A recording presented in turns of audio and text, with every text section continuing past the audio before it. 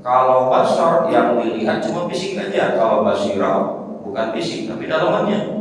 Kalau basar yang dilihat hal-hal yang kasat aja, sedangkan basirah yang dilihat sampai halusnya, sampai latifahnya. Makanya kalau orang-orang kayak begini, muka siapa dikasih bahasa oleh Allah.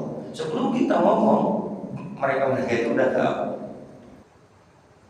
Lalu kalau basirah melihatnya itu ke hal yang qadim, sedangkan basar melihatnya ke hal yang hadis. Kalau qadim yang tak berawal, kalau hadis itu hal yang baru.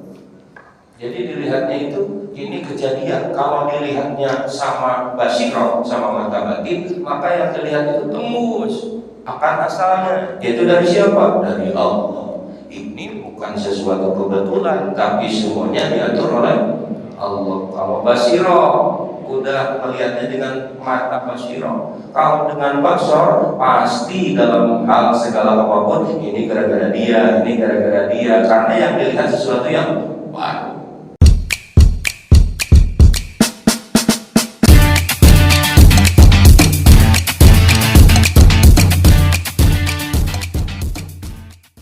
Ada basar, ada basirah.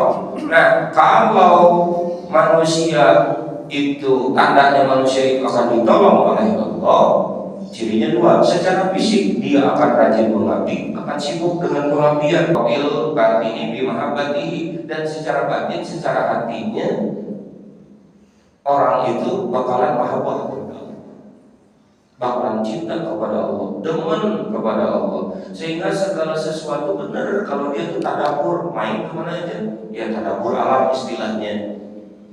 Jadi kalau melihat sesuatu, subhanallah, karyamu ya Allah, segala sesuatu dikembalikan kepada Allah.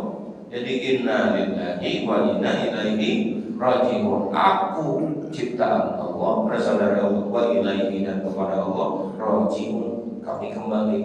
Kita semua kembali, jadi kita belajar kembali sebelum saatnya kembali.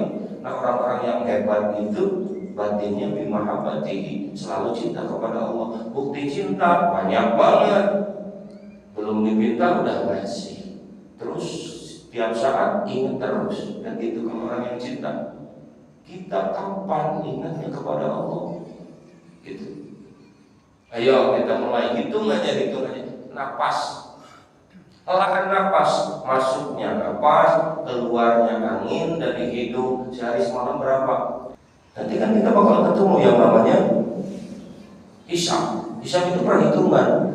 Berapa kali yang dipakai ngabdinya kepada Allah, berapa kali yang ingatnya kepada Allah. Lalu fakulama adamat mahabbatil batin wal hikmah kadzahir qawiya nurul basirah hatta yastawala alal basar. Maka tatkala sosok manusia itu bisa sibuk jasadnya dengan beribadah, bisa sibuk hatinya dengan mencintai Allah, maka pada saat itulah mata batinnya terbuka. Dan pada saat basirahnya bisa melihat atau terbuka, pada saat itulah basornya atau mata fisiknya akan terkalahkan dengan mata basirahnya, dengan mata batinnya. Maka pada saat itu pula apapun yang dia lihat, dia cara memandang apapun, cara melihat apapun bakalan beda dengan orang pada umumnya. Contoh, kalau kita merasa lebih hebat dari yang lain, dari makhluk Allah yang lain, maka berarti kita lebih najis.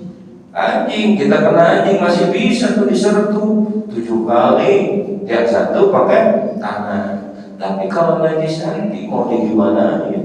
Sedangkan salah satu syarat sholat itu mesti suci dari hadas, suci dari najis. Lah kita bawa-bawa najis.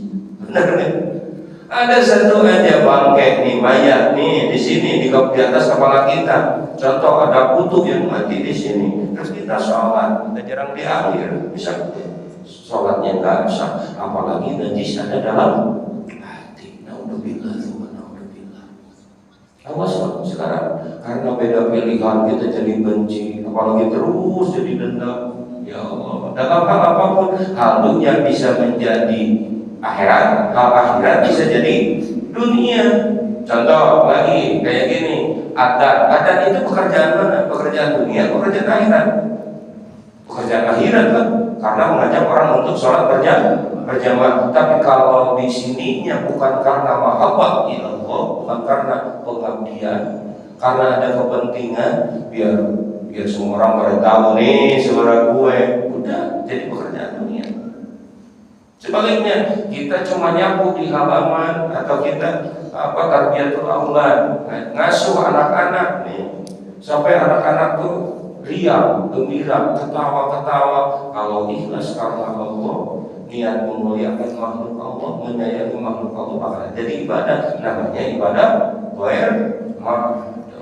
Ibu nurul basar bi nuril basirah, maka hilanglah cahaya mata fisik ini dalam jadi melebur dalam cahaya mata batinnya, sehingga pada saat melihat makhluk Allah, semuanya makhluk Allah itu. Jadi dilihatnya kayak wayang aja itu. Ada yang hebat, itu yang hebat dihebatin oleh Allah. Makanya kalau di Sunda ada istilah ngaos, ngartos, karaos. Idza aradallahu fadlana atau wa idza aradallahu hidlana ada asbalahu bi hikmatil aqwan. Sebaliknya, kalau Allah mau menghinakan seseorang, maka Allah akan menyibukkan orang itu jasadnya dengan mengabdikan terhadap makhluk, bukan mengabdi kepada Allah. Jadi segala sesuatu karena makhluk. Sedangkan makhluk itu apa definisi makhluk? Itu objek itu, maf'ulun. Jadi yang dikerjakan itu. Jadi kalau makhluk pun yang diciptakan, berarti kullu man siwallah, apapun selain Allah itu masuknya makhluk. Kita ngelakuin apapun bukan karena Allah, itu ciri-ciri tanda bahwa orang itu dihinakan oleh Allah. Lalu wakil batini bimahabbatiha, kalau orang yang bakal rugi itu jasadnya mengabdikan diri sama makhluk, hatinya mencintai makhluk. Berarti mencintai pangkat, mencintai harta, mencintai pujian, mencintai jamaah. Nah, kalau orang sudah begitu, payasawala nuru basaruhu ala nuri basirati. Kalau manusia jasadnya sudah sibuknya membela makhluk, bukan membela Allah. Kalau manusia sudah mengabdikan kepada makhluk dan hatinya cuma cinta ke makhluk, bukan cinta ke Allah, maka otomatis nur basornya atau cahaya matanya akan meliputi dan mengalahkan cahaya mata batinnya. Kalau sudah begitu, maka dia tidak bisa menyingkapkan beragam makna yang ada. Apa yang telah terjadi, maka fala yara ilal fisik, dia tak akan melihat kecuali fisik.